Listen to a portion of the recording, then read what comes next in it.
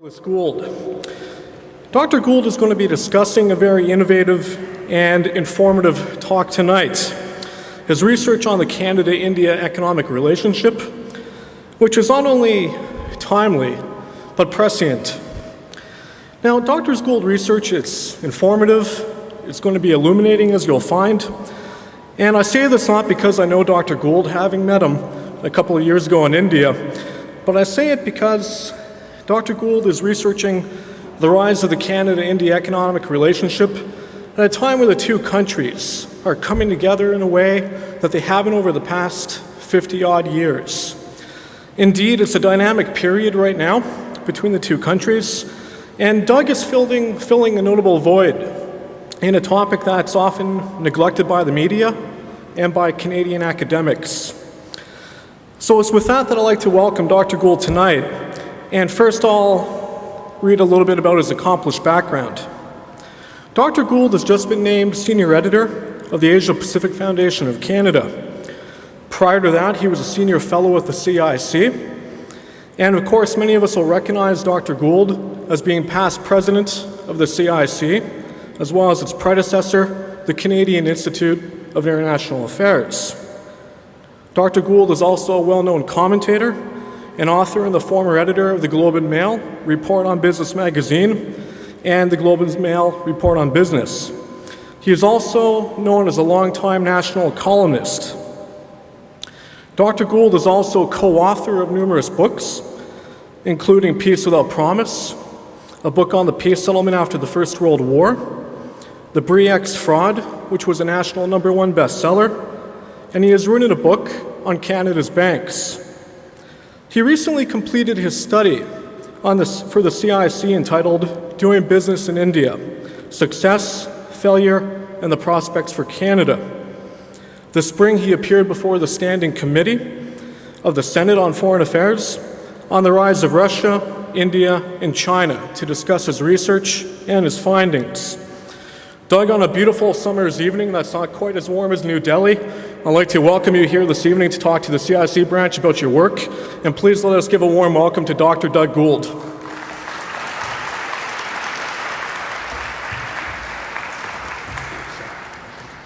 Thanks so much, Ryan, and it's wonderful to see a great crowd out here on a beautiful night, so bless you for coming out. Somebody just mentioned they were in Delhi and it was 48 degrees, so if you think this is hot, you don't really know hot. I'd like to thank the executive, and Joan in particular, of the Waterloo branch, the very successful Waterloo branch of the Canadian International Council, and also CIIA, whose beautiful building this is for hosting this event. And it's great to see so many people in this audience and so many people that I know from various incarnations. As Ryan mentioned, I've just been named the senior editor of the Vancouver-based Asia Pacific Foundation, and I hope that, and I'm representing them in this part of the country, and I hope that in future Asia Pacific will be able to cooperate on various events, maybe some publications, maybe some speakers in this part of the country, both CIIA and the CIIA. It's a small country, and I think that the more capacity we have on Asia and India in particular, the better it will be. So as Ryan mentioned, there's a couple of things I've done recently, 2 projects. I've written the South Asia part of a CIIA book that's going to be published by the University of Toronto Press later this year, entitled Canada's National Security Strategy, Interests and Threats. And if you look at South Asia on the map, you can understand why it's become so important. You have Pakistan in one direction, you have China in another direction, you've got the nuclear question, you've got concerns about terrorism, you have all the major food groups, and you've also got Afghanistan, which I'll turn to later. And I'm actually going to talk about both India from an economic point of view and also the geopolitics of India, where India stands in the world scheme of things. And one other thing, the study I did, which is on Canadian companies that do business in India, I'm thinking of one of my next projects, maybe apart from more research on India, to do the same thing on one of the other BRIC countries, BRIC being Brazil, Russia, India, and China. And the country I would probably do is Brazil. There's China, China, China, China, China, China. There's a vast amount of research. India is relatively under-researched. Brazil is definitely under-researched. Russia, to be honest, not that many people seem to care about. And I'm going to talk a little about the BRIC later on. Speaking of globalization, to show what a small world it is, I was in India for the entire month of November, and I had been interviewing Canadian and Indian executives here. And I was sitting in the office of a woman named Shirley Townsend, who's Ontario's representative. She's actually in the embassy in New Delhi. And she was saying, how are your interviews going? And I said, well, they're going pretty well, but some people are hard to get a hold of. And she said, well, who would that be? And I said, well, even from my days at the Globe and Mail, I know that, Magna never liked to talk to the journalists and, don't seem to be very forthcoming on my project. And I see there's another company called R.V. Anderson that is doing, they're actually redoing the wastewater system in Mumbai, a huge job. And I'd contacted the CEO a number of times. His name's Ken Morrison, never heard anything back. This is in New Delhi, the very day I arrived. And she said, well, would you like to meet him? And I said, of course I'd like to meet him. And she said, well, do you want me to go get him? He's in the next office. And I said, what's he doing in the next office? And she said, oh, he's on a trade mission. So she lugs this guy in, who looked kind of shamefaced because he hadn't been answering my emails. And I said, oh, Mr. Morrison, great to see you. When can we have an interview? So I trapped him. So I was very pleased that took place. The study I did basically was based on the idea that people for years have said Canada and India should be natural partners, but they never have been. Much of that is because of the nuclear question, which I'll talk about a little later. And trade is not what it's been. Investment between the two countries has not been what it's been. So I said, well, has anyone actually talked to Canadians that have gone, Canadian companies that have gone to India and been successful? Nobody had. So what I ended up doing was talking to people from Scotiabank that have been there for 20 years, people from Royal Bank that's setting up there, people from Brookfield Asset Management, which is an $80 billion Canadian company that now have someone there, 30 or 40 or 50 different Canadian companies, and looked at their experience of what is it like to set up a business in India, what are the problems, what are the opportunities, how do you deal with the government, what would you like our government to do, and what's the business culture like there? I mean, how do you work deals, how bad is corruption, you have to pay people off, and all of this was done on the record, which no one else has done, and I've got great stories in this study that I hope will soon be published by the CIIA about people being offered bribes and how they react, and all kinds of stories. I was amazed at the candor of so many people on subjects that are normally considered very sensitive. I would say the good news is there's a lot of interest in India. I was surprised. I've spoken at, in the last 6 or 8 weeks at McGill University in Montreal, at a conference in Ottawa, an event in Toronto, a CIIA event in Toronto, in Edmonton and Calgary, and at UBC. And also was fortunate enough, Ryan mentioned this, to present in front of the Canadian Senate's Foreign Affairs Committee, which is doing something on what they called RIC rather than BRIC. RIC is Russia, India, and China. And actually, if anyone's really interested in pursuing any of these issues, the testimony is quite fascinating. Ramesh Thakur, who unfortunately couldn't be here tonight, gave particularly good testimony just a few weeks ago, just before my modest contribution, and I would highly recommend that anyone who's really interested in the subject have a look at what they had to say. So let me tell you what I want to cover tonight. I think it'll take about 35 minutes, and the reason I'm giving you the time, when I worked at the Globe and Mail, if any of you read Margaret Wente's column, she used to be my boss. Remember, she was once sent on a management training course at vast expense somewhere in the States, and she came back, and I said to her, what did you learn? And she said, I learned one thing. If you want to have a good meeting, tell people in advance how long it's going to be so they don't get bored. So if I go on more than 35 minutes or 40 minutes at the most, get the hook and I'll get off the stage. So what I want to talk about, first of all, is India's potential. Some of this will be obvious to people that know India well, but not so obvious to others. Secondly, I want to assess that potential. Thirdly, I want to look very briefly at India's problems, which are apparent to most people. Fourthly, Canada-India relations, again very briefly, and Dr. Touhey is an expert on that, so I hope he doesn't start waving his fist at me. Number 5, doing business in India, which was what my study was about. And lastly, I think also in the title it said business and security or business and geopolitics.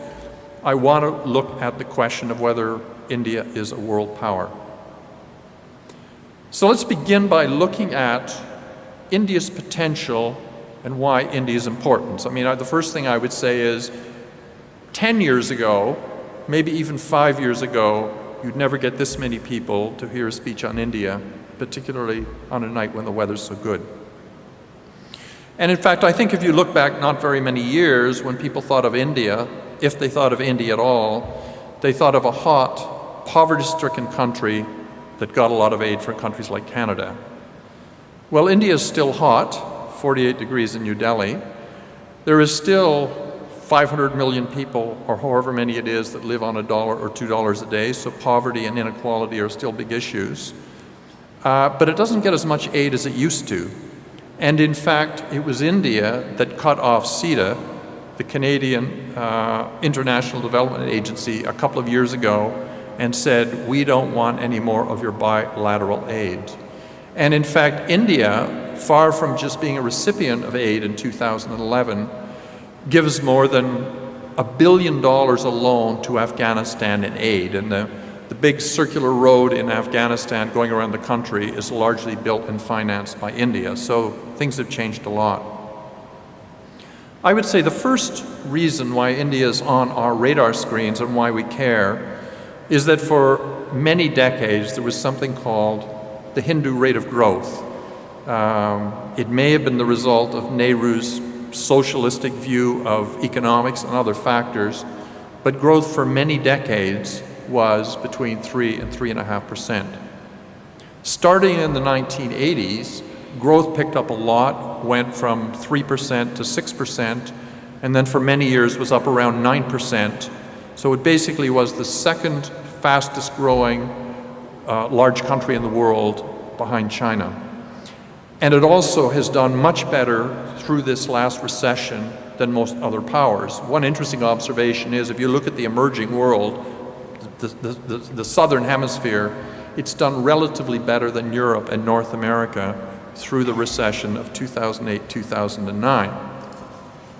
And of course, India ended the so-called License Raj in 1991. And if you look at that, so the economy started to liberalize about 20 years ago, which is about a half a generation after China started to liberalize, which, you know, the signature date for China is 1978-79. The signature date for reform in India is 1991. And the reforms in 1991 were actually prompted by a balance of payments crisis. And interestingly enough, the two of the key people at the time that were responsible for India's reform in 1991 were Manmohan Singh, who is now the Prime Minister, and Montek Singh Ahluwalia, who is currently the head of the powerful Planning Commission. So the two people 20 years ago that provided the reforms and the opening up of India are still in positions of huge power in India. And it's been remarked the average age in India now is an incredible 25 years old, but it's run by a gerontocracy, that the politicians are old, but the population as a whole are young. And on a purchasing power parity basis, India now, you can measure this different ways, is about the 4th largest economy in the world and the 4th largest consuming country in the world once you adjust for currencies. And it's generally thought that sometime over the next few decades, India will pass China as the most populous country in the world. I think it's now China's about 1.3 billion people, India's 1.1 billion. India, given current trends, is going to catch up.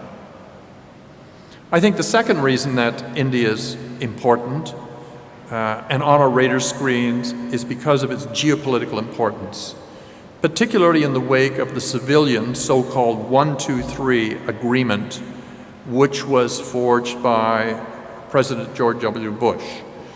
That was effectively an acceptance for the first time by the United States of India as a nuclear power.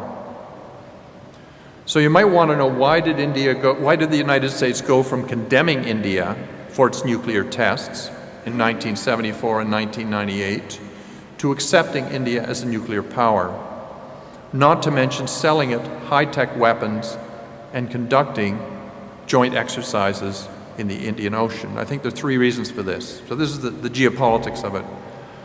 I think the first reason was economic. The United States wanted to sell nuclear reactors and nuclear services to the huge Indian market. I think the second reason was geopolitical, and this was an unstated reason, that if you look at a map of the world and you look on one side of India, you see, or you look on one side of India, you see China, and you look at the other side, you see Pakistan. I think the US was worried about about China's military buildup, particularly naval, and wanted a counterweight. So the United States had allies in the form of Japan and Korea on one side, and they wanted to balance the power on the other side, and they chose India. And finally, I think this was prompted to a large extent by the US diaspora, Indo-Americans. And what is interesting is that the US Indian diaspora is proportionally smaller than the Canadian diaspora, but they have a lot more power. And the question might be, why is that the case?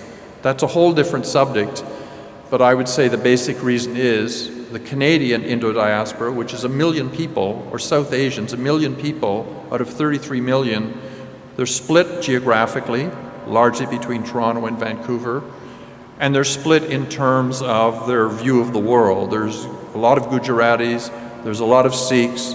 The Sikhs are divided, as we saw recently in Brampton, so they don't act as effectively as the US diaspora.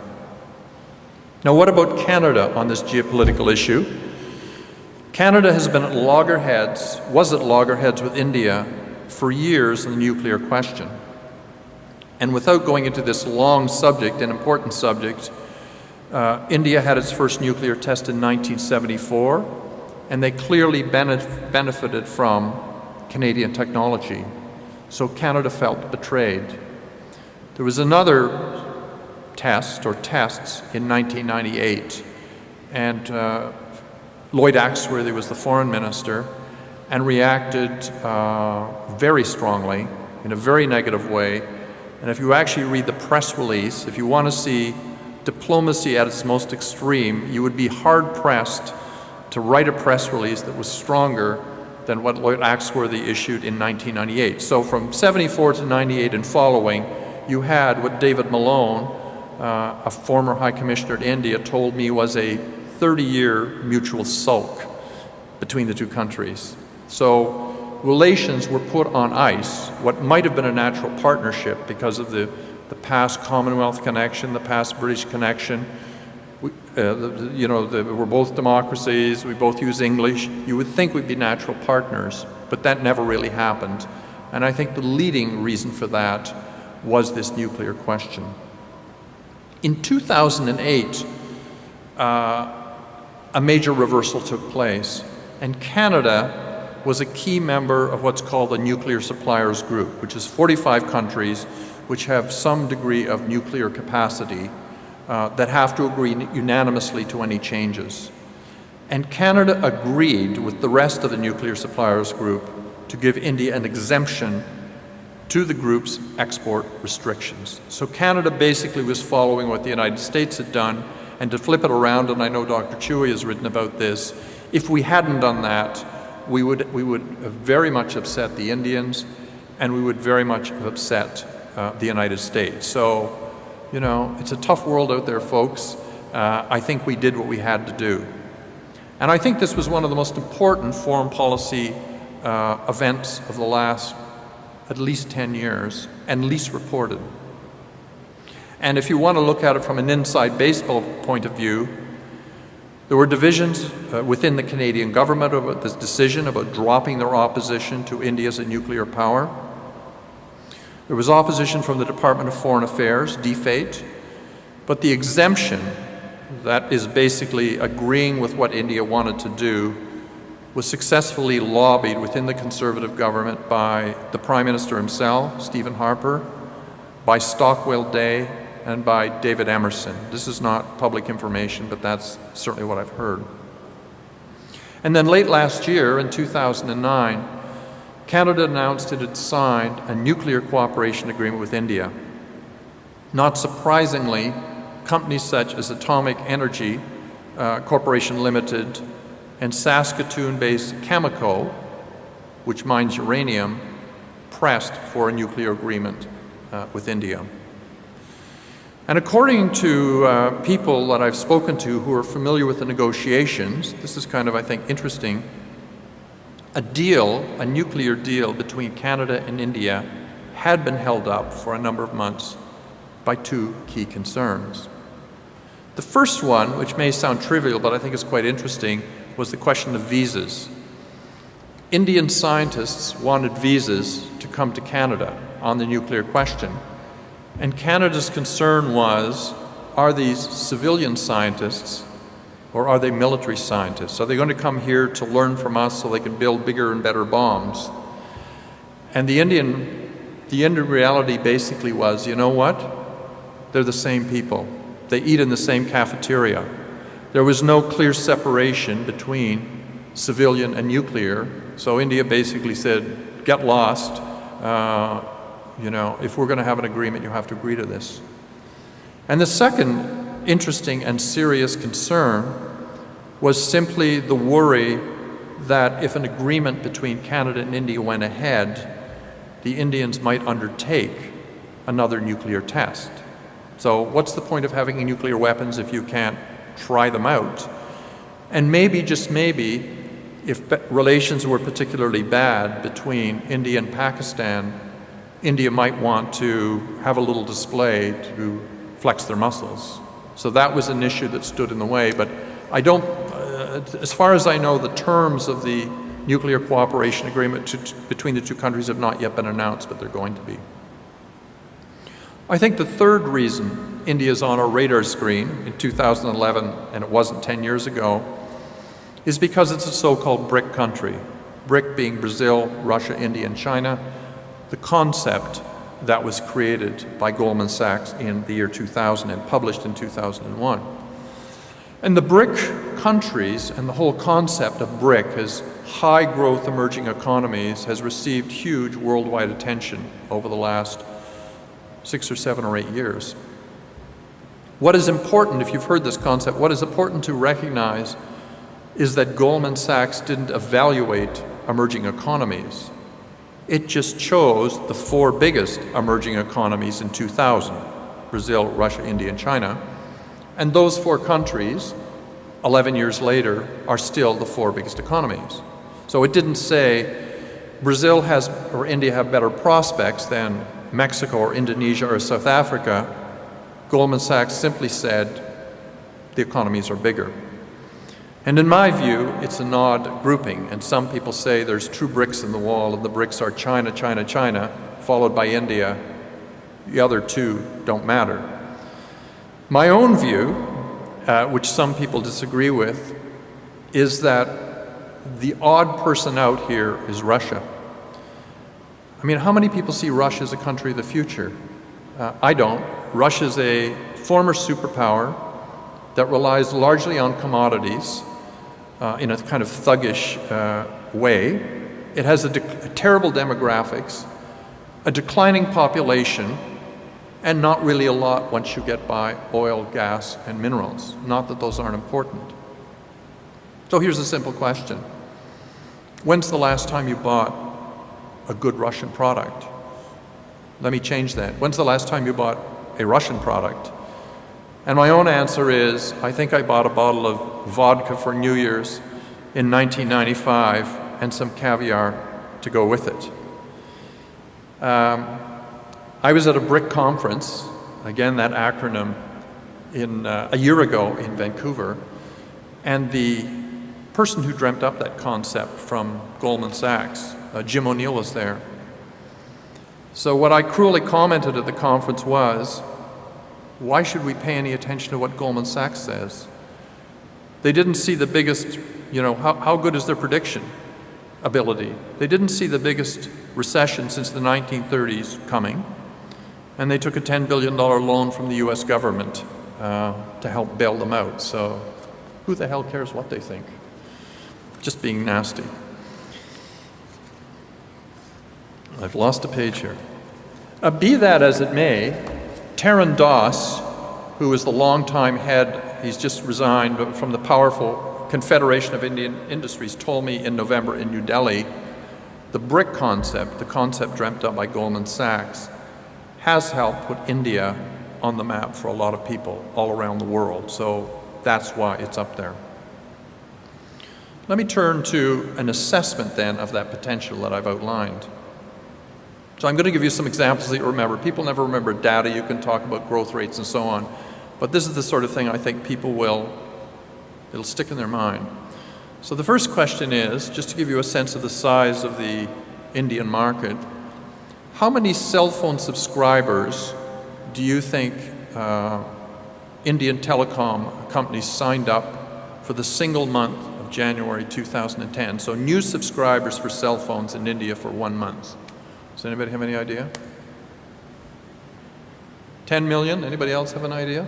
1 month, 31 days. 19.1 million people in 1 month. And it's the second biggest market in the world after China, and I think the number is now of cell phone subscribers is something like 650 million, and cell phones cost less than a penny a minute. And you think, a penny? I mean, how could you make a living out of that? Well, the biggest carriers now have 80 to 100 million customers, so you can do the math when you're driving home. If you add up those pennies and you've got that number of customers, that's a lot of dough. I'm going to give you a second example of how big the Indian market is. So one of the people I interviewed was Kevin Doherty, who is the president of Sun Life Financial, the big insurance company. And in India, the company's branded, the name of it is Birla, B-I-R-L-A, Sun Life. And the Birla family is one of the oldest and most respected names in the country. So Kevin told me that Sun Life has been operating in Canada for 140 years and in India for only 9 years. They were actually kicked out in the 50s, but came back. So they've only been there really this time around for 9 years. So he said after only 9 years, this is a Canadian company, Sun Life sells 4 times as much life insurance in India as it does in Canada. After 140 years, Sun Life employs, think of this number, 3,500 advisors across Canada. So 140 years, 3,500 advisors. After 9 years, Sun Life employs 160,000 advisors in India. I'll give you one final statistic. So anyone who's been to India for 5 minutes knows infrastructure is a problem. The roads are not very good, the airports are not very good, the ports are not very good, though the airports in particular are getting better. And the government of India knows it's a problem and has made infrastructure a priority. So again, the numbers are staggering. In the Planning Commission's 11th five-year plan, which goes to 2012, the government estimates spending on infrastructure at $517 billion US, more than $500 billion. And we had recently in Toronto the highways minister, whose name is Kamal Nath, and he said he's obviously in charge of highways. He said his goal, starting this June, next month, is to pave 20 kilometers of highway in India a day. 20 kilometers a day. That's a lot of road. So the opportunity for, it's no wonder Canadian engineering companies and the SSE Lavalins and the Bombardier, by the way, is doing the metro, the subway cars for the new expanded metro in New Delhi. So there are huge, huge opportunities. Now, I would say alongside this potential, India has many advantages, and I'm not a cheerleader here, but most of these are obvious, so I won't go through them. Widespread use of English, and you might, in the back of your mind, compare some of these to China. Widespread use of English, the rule of law, strong entrepreneurial culture, expertise in information technology, a free press, and a vibrant, if flawed, democracy. 700 million Indians voted in last year's presidential election. There's also what's been called the demographic dividend. Kamal Nath, when he was here, you know that most of Europe, Japan, Russia, and North America, everyone's talking about the boomers or the zoomers or whatever. People are getting older. The average age in India already is 25. And you think it's both an opportunity and a problem. The problem is you have to employ these people, and there's something like 30 million people coming on the market every year or 2 years, like a huge number of people that need jobs. The opportunity is younger people tend to be more dynamic, they tend to be more plugged into technology, they tend to be more entrepreneurial, they're more willing to take chances. And on entrepreneurship, anyone who arrives in Delhi airport will know within a few minutes that about the entrepreneurial spirit. Everyone's selling something, everyone's hawking something, everyone's making something, however poor. And it's amazing how well people do with so little. And that's not to discount the huge problems of poverty. So you will find there's the airport taxi driver who kindly drives you not to your destination, but straight to their brother-in-law's gift shop for wonderful bargains, even if you don't want to go there. Let's look briefly at India's problems. I think, as I said, anybody who's been in India for 5 minutes can see the problems. The disparity in wealth still remains enormous. There's hundreds of millions of people living in dire poverty. The government, you don't need to point this out to them, they're aware of this, and their number one goal is inclusive growth. So if you look at the Planning Commission's booklets, they're entitled, the subtitle is Inclusive Growth. And here's another thing that I think can stick in your mind in terms of statistics. India has about 45 times the population of Canada, but only a slightly larger gross domestic product. And India's GDP, since the comparisons are always made in India and elsewhere to China, China's GDP is almost 3 times the size of India's. Finally, in the land of problems, India does poorly on most international rankings, whether they're from the UN, the World Bank, whether you're looking at global competitiveness, corruption, or human development. So here's a kind of telling example.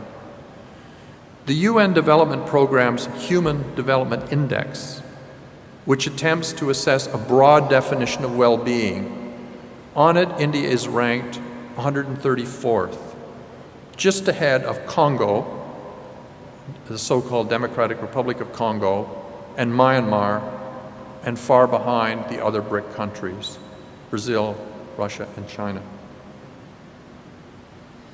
Let me turn briefly to Canada-India relations. I mentioned the nuclear issue and my own view that Canada's prissy attitude was a mistake. Not that I believe nuclear weapons are a good thing, obviously they're not. But India was a nuclear power, and I think the mature way to handle it is to recognize that and to work with it. And in my view, Canada and India should have agreed to disagree and got on with other things, but they didn't. That relations were frozen to a large extent for more than 30 years.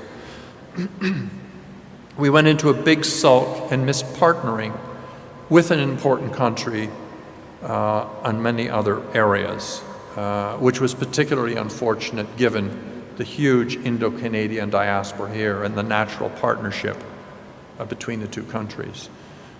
The good news, I think, is that the nuclear issue appears finally to be off the table, and we can start to work together in areas such as education, energy, and the environment.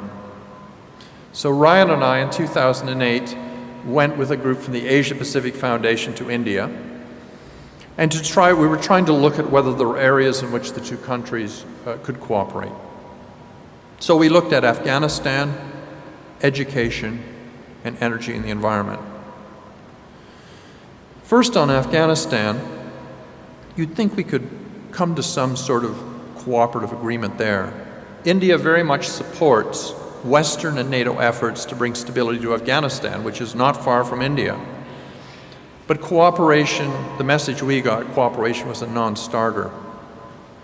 And we were told bluntly by the head of a prominent think tank in Delhi that NATO got itself into a mess in Afghanistan and NATO could get itself out of that mess. It's your problem, you deal with it. Education, however, looked more promising. And again, Dr. Touhey is the expert on that. And he's researched effectively how effectively the US, Britain, and Australia have marketed themselves in India. Well, Canada, until recently, has done very little. That's starting to change because there's many delegations from Canada and from University of Canada to India on what we can do in terms of student exchanges, faculty exchanges, scholarships, and so on.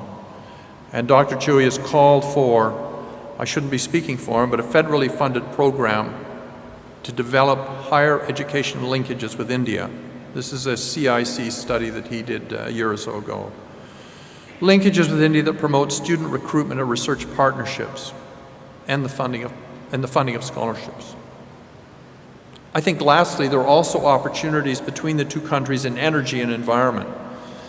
And Ontario Premier Dalton McGuinty went to India in last December, and he focused on what Ontario can do in terms of renewable energy and environment with India. And the company I mentioned, RV Anderson, whose CEO was forced to undergo an interview on my hands, is designing and helping to rebuild the vast wastewater system in Mumbai. I think that India's nuclear energy needs are vast. There's a growing gap between, if you look at the supply and the demand curve is going up, the supply curve is pretty flat, and they really have to rely upon either poor coal or more nuclear or renewables. Let me turn briefly to doing business in India. The interesting thing is not even the Indian government pretends it's easy to do business in India. And you know what? It isn't. There's the legendary red tape. There's crumbling infrastructure. There's corruption and brutal competition in most sectors. But as we've seen, there's also enormous potential. There's some remarkable stories of Canadian business successes in India. I mentioned Sun Life Financial doing so well just over a short period of time. So how many people know, you know McCain's Food that produces frozen French fries, the biggest producer of frozen French fries in the world? So I interviewed their head here, their international head in Toronto, and I interviewed their head in Delhi. And they spent 8 years in Gujarat state talking to farmers and persuading them to grow the perfect potato for French fries. And who knew what the perfect potato for French fries was? It has to be oblong shape. I didn't know this until I talked to them, so the French fries are long enough. And it has to have a starch content of 21 to 22%, so it's not too watery or too dry. So the result was Canada's $6 billion food company is now the 100% supplier of frozen French fries to McDonald's in India, and exports products like tandoori veggie nuggets, the ultimate party snack, from India, this is a Canadian company, to Malaysia, the Middle East, South Africa, the UK, and potentially also back to Canada. So you have a Canadian company in India with a factory in Gujarat producing potatoes for so-called ethnic snacks, that's their term, that they're going to sell back to Canada. So I was sitting talking to the country manager, and he had a poster up behind him, and I said, do you mind if I take that? I don't know whether you can see it, but here it is.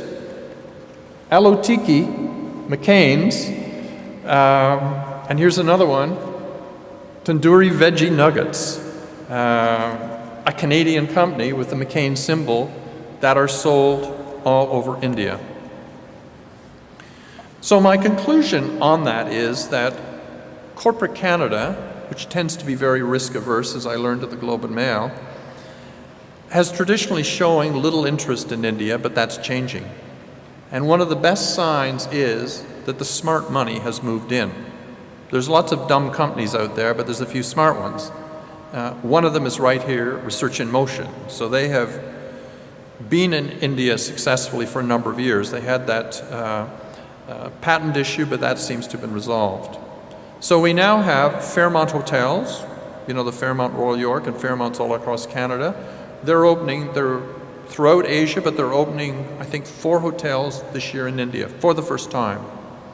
Brookfield Asset Management, whose assets are something like $80 billion, looking at real estate opportunities, infrastructure opportunities, energy opportunities. And I literally sat with their country head, or the person they have representing them there, on the bay in Bombay, on the top floor of the Oberoi Hotel, looking out as he was talking about deals that they might try to consummate.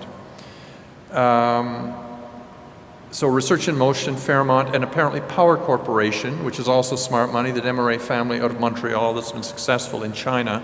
They're one of the first companies going back to the early 80s that went to China, have been very successful. They're now looking at India. Alongside that, India is a priority of the federal government, which you might say is a mixed blessing, and the Export Development Canada, EDC, funding for 2008 was $1.7 billion. So they're funding a lot of corporate activity in India. And of course, India, from its point of view, has opened up enormously since 1991, as I mentioned, and since the reforms and the election in 2008 of Prime Minister Singh. He has a stronger mandate than he had before, so one hopes that the reform process will continue. So basically, the big arrow points up. The last thing I'd like to look at, and this again is on the security side of things and the geopolitical side of things, is India's role in the world. By any measure, India is the largest South Asian power. But it's not clear if it will become a global power or even wants to be one. It's an important regional power. It's critical vis-a-vis Afghanistan. It's critical vis-a-vis Pakistan. It's critical vis-a-vis Bangladesh. And it is recently, or is acquiring, the ultimate symbol of global power. And what would that be? Does anyone know? If you want to show yourself off to the world, what do you buy or what do you build? An aircraft carrier, that's right. But it doesn't seem clear either to the Indians or anyone else what a global India would look like. India is certainly the centerpiece of security in South Asia. And in my view, it's clearly by far the most stable power in a very dangerous neighborhood. If you just look at the nuclear powers, they're in all directions. Just look at a map. India, Pakistan, China, and with Iran, a wannabe nuclear power. And India also has the advantage not just of stability, but being the most established democracy in Asia. So in my view, the Canadian government should support India whenever it can in international fora. Whether it's in the G20, which is coming to Toronto.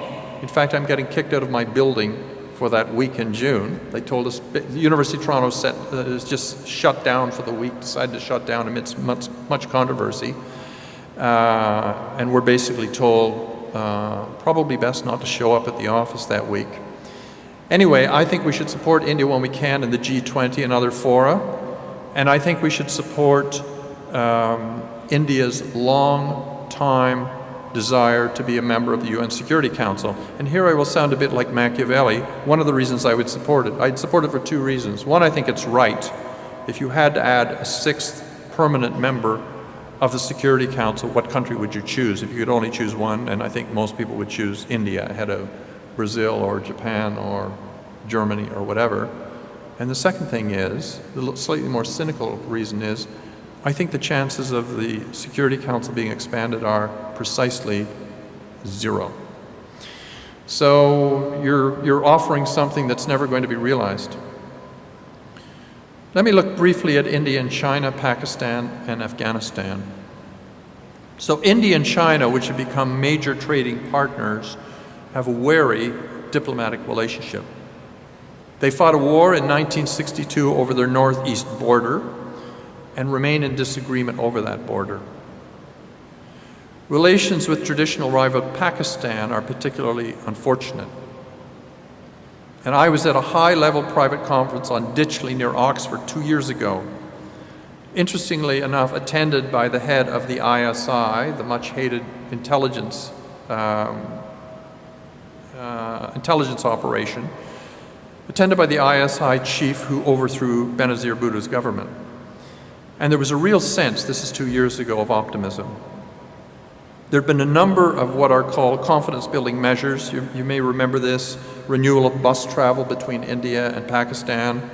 There was a cricket match, and there was even apparently backstairs progress on Kashmir, which is even older than the Palestinian issue. It's been going on for more than 50 years. All of that progress, unfortunately, was undermined by the events of November 26, 2008, when you had that brazen terrorist attack on Mumbai. It undermined that progress, and it was obviously one of the main motives for the attack was to undermine the progress that India and China were making. I was in Mumbai in November of last year for the first anniversary of 26/11. I was actually at the Taj Hotel, which was bombed. And the mood there was one of anger towards Pakistan for its sponsorship of terrorism, that the attackers of 26/11 came from Pakistani territory. The unknown question is to what extent, if any, were they supported directly or indirectly by the Pakistani government, but nonetheless they were based in Pakistan. And I wrote a piece about it in the National Post last December. And what I asked was, I wondered whether or not India would continue to show restraint if there were further terrorist incidents that had their roots, or appeared to have their roots, in Pakistan. Last November, I had lunch with a high-level business person at the swanky Imperial Hotel in New Delhi, and casually mentioned to him that I understood he grew up in Pakistan. He looked alarmed and replied, "I don't tell where I come from to people here. And to me, it's very worrisome if you won't say who you are to other people or are afraid of the reaction. So that is a problem."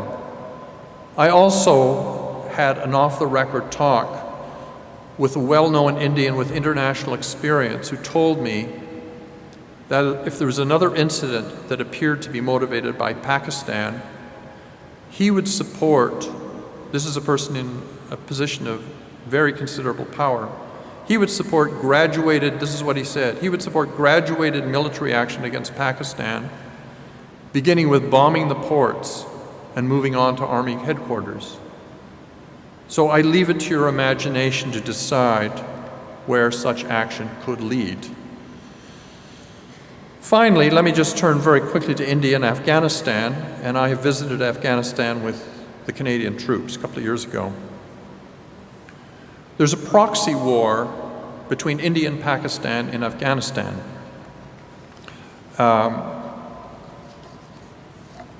proxy war between the two of them.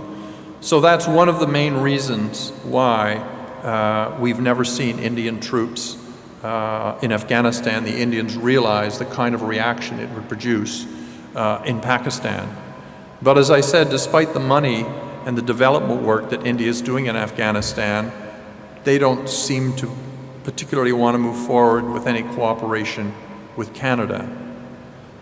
And I'll end on that by adding a personal note, which really is not necessarily germane to the talk, but I was, I guess, a cautious optimist towards Canada's involvement in Afghanistan, and my assessment today is it's going to end badly.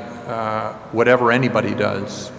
And my sense is, and I hope I'm wrong, that the minute the Allies pull out, NATO and its allies, Afghanistan will revert to the same sort of warfare we saw, intertribal warfare, before the Taliban arrived. So there's been 30 years, more than 30 years of war in Afghanistan, and regrettably, I don't see that ending, but I don't see any easy alternative to Canada's withdrawal in 2011. I hope that we maintain some sort of presence.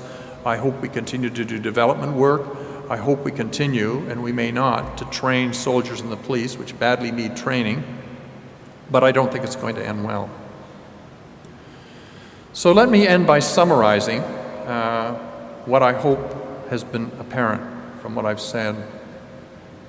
First of all, with the nuclear issue out of the way, I think that relations between Canada and India have improved and will continue to improve. And I hope it will move beyond rhetoric towards a sustained focus on India and other emerging economies. I think one of the problems is, partly because of minority governments, there's a lack of continuity in Canadian foreign policy. We say all the right things about the developing world, but we really never deliver. We don't spend the money, we don't have the commitment, and we don't follow through. And I hope that changes. And I say this, I'm nonpartisan, I'd say that of both political parties, both of the major political parties. Second, on the economy, I think India will do well. I think the reform process will continue very slowly, but India will not do as well as its most fervent supporters suggest. I think it just has too many problems. I think that, you can bet on India versus China 30 years out. On the political side, India is far ahead. They've got a democracy, they've got rule of law, all the things I mentioned, but they don't have the dynamism that China has, not to mention the authoritarian government that makes things happen. Whether that's a good thing or a bad thing is arguable. I would say it's not a good thing, but others might disagree. And lastly, I would say India will remain the strategic centerpiece of South Asia, warily watching the Chinese in the Indian Ocean and demanding that Pakistan control terrorist elements that cross into Afghanistan or India itself. And I would say, if you look around the globe, there is no more worrisome hotspot than that. I would say it's far more serious than the Palestinian question that goes on year after year, and everyone thinks it's going to fall apart, and fortunately it doesn't quite. But I would say India, Pakistan, both nuclear powers, India's sense that it's been very patient in dealing with the terrorist attacks and government sponsorship of the Taliban and of terrorist forces. I think if there's another incident, it could end very badly. So finally, on the economic front, my study recommends 4 things, which I'll just give you very quickly. I think we need greater engagement from the Prime Minister on down. It took Stephen Harper an enormous length of time to go to India or China, and it's not a surprise that the Chinese Premier chewed him out publicly for not going there earlier. We have to recognize the world has changed. We're not the power we once was. People are lining up 50 deep to talk to people in India and China. We're towards the end of a very long queue, and we need to realize that. Secondly, I think good politics and good business go hand in hand, and we need more sustained, we need a sustained improvement in relations. I mentioned because the nuclear question's gone, things are improving, they need to continue to improve. Thirdly, I think we need clarity on the nuclear question. Who knows what's going to happen to AECL or our own nuclear industry? If we want it to be an important part of the Ontario economy, we need to do something about it. And we're not going to sell, if we can't even buy reactors ourselves, which we appear not to be able to do, we're not going to sell them to anybody else. Now that's, of course, a debatable question. There's the military dimension, there's the future of nuclear power, but if we want to have a place at the table on the nuclear question, we've got to straighten things out. And lastly, and this is another big subject which I won't go into, we need stronger branding, not just in India, but around the world for Canada and elsewhere. So thank you very much. Thank you for your attention. Thank you for coming out on a hot night, and I'd be delighted to take any questions.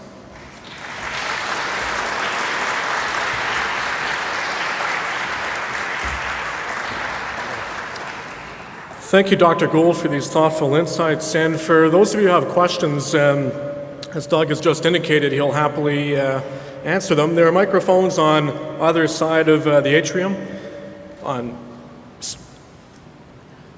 Sorry, okay, so right there. So please feel free to answer or ask Doug any questions, and I'll turn it over to you.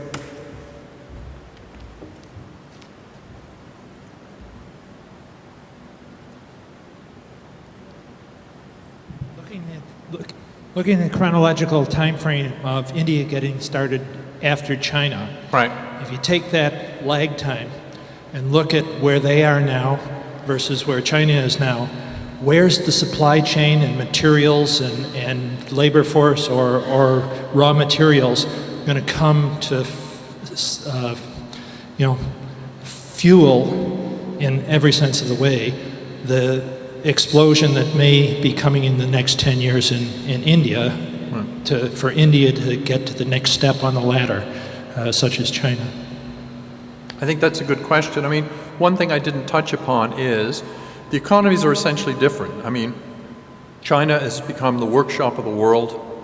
It's a productivity-based model. They're a huge exporter. India isn't the same. India doesn't export nearly so much. They're not nearly as connected to the global economy, and actually that was an advantage during the recession because they were largely protected from the rest of the world. The advantage they have is they've got this huge consumer market, and they have a middle class that's variously estimated, from a bottom of 50 million people, which is 1.5 times the entire population of Canada, to you sometimes hear 300 or 400 million people.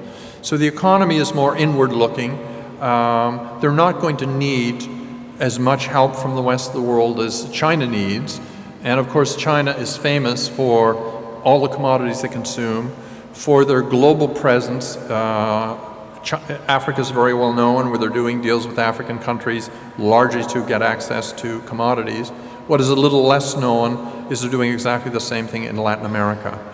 So will India, need more of the rest of the world, including Canada? Yes, I think so, and there are opportunities there, as I specified. Will they need as much of the rest of the world as China? No, they won't.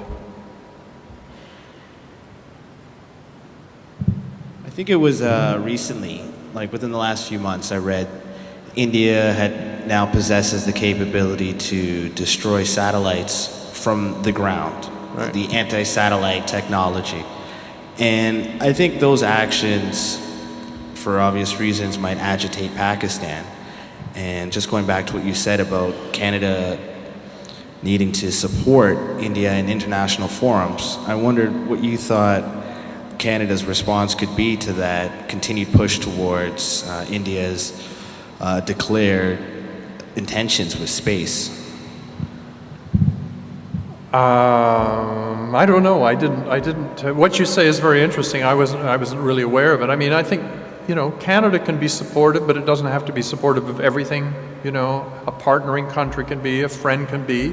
But I think if you look at the options in South Asia, some might say there's not a lot to choose, and India is overwhelmingly the best of the choices. But that having been said, I think if you're friends with a country, friends can disagree, and you can say what you're doing, on the security side or military side or whatever it may be, we don't agree with. But as with the nuclear question, I think the mature thing to do is to say, we agree to disagree, and we're going to move on other issues. So anyway, thank you for your question. Yep.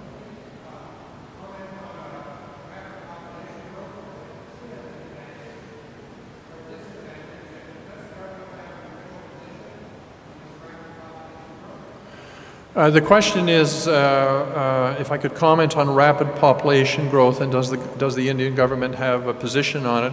Well, the sort of view of India we have from the olden days, where there would be 9 kids or whatever, that largely has ended. And I think Rajiv Gandhi in the 1980s, they had a policy of enforced sterilization, which lasted for a while. There was a lot of public opposition. There was a lot of international opposition. That policy has ended. Families now, I'm not an expert on demographics, but families now in India are much smaller. One of the ironies comparing them with China is the one-child policy has boomeranged around on China, and now they have an aging population, and that means the dependency ratio will change, exactly what's happening here, where, you know, people like me in a few years, I hope, are going to, you know, all be sitting in the back garden with a gin and tonic, barking orders at hapless children to support me in my dotage. So the good news for a country like India is that's not going to happen. I don't know what their dependency ratio is, but it's going to be the reverse of what it is here, and even more so in Russia, to some extent in China. Japan has very bad demographics. So as I said, it's both an opportunity and a problem. You've got to give all those young people jobs, but you want that dynamism, and you want most of the people, you know, the largest possible percentage of your population actually working, not living on pensions and paying taxes. The government's, I don't know what the government of India's position is on that, but the whole fabric of society has changed in the last couple of decades, for the better, I think. Thank you. Dr. Goold, I'm just wondering what's going to happen to India as far as global warming is concerned, pertaining specifically to water. What's going to happen is the water's going to rise, and Bangladesh will flood, and it'll roll over India. I mean, I don't know, but there are real concerns, and I think water is rapidly becoming, in India and elsewhere, the number one problem, almost greater than energy. I mentioned the energy problem. There's also an environmental side of that I didn't mention. 55% of their electricity is generated by high ash coal, which produces a lot of pollution. From what I've seen, the prognoses for possible environmental problems in India are, you know, the possibility of them are quite high, and even worse in low-lying countries like Bangladesh. So I think they have a real problem, and I think they're aware of it. If you know any more than I do, please add it. Just the only comment in regard to that is specifically drinking water, and enough water to irrigate their lands. Enough water to? Irrigate their lands. I've seen charts of, you know, available potable water and so on, and it's a real problem, and there's less water than there was, and I think farmers are not terribly efficient, so the efficiency level on the use of water has to increase, and if it doesn't, there's going to be an even greater problem than there is today. Thank you. Anybody else?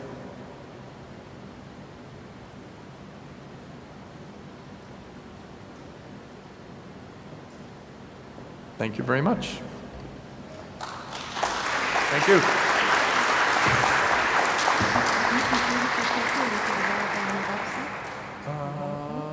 It isn't, but I can put it on. Sure. Good evening. My name is Joan Eiler. I'm president of the Waterloo Branch CIC, and it's my pleasure to thank Dr. Douglas Goold for being with us tonight. I've known Doug for over the years through CIIA and CIC, and I just want to say thank you very much for your talk. Rather than go into a lot of detail about his analysis, I'd like to say that his paper, which he's just completed, will be available on the website, the Canadian International Council website. So please have a look over the next, Doug, when would you say, another week? Soon, very soon. Soon. And thanks again, Doug, for coming. And also to Dr. Touhey, Ryan Touhey, who is also a member of our branch here and is a prof at St. Jerome's University. Thanks again, Ryan. Just a couple of words about our branch. Our next event coming up is June 23rd. It is a group of foreign correspondents, Canadian foreign correspondents, who most of have been out in the mission, and we'll have one contact with someone who's posted in Afghanistan. There is a members' dinner prior to the public forum, which will be here in the atrium, and that's on the June 23rd at 7 o'clock.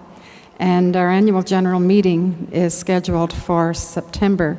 So you will be getting further notice about that, and thanks so much for coming tonight. And if you're not a member and you'd like to become a member, I'd encourage you to do so. Thank you.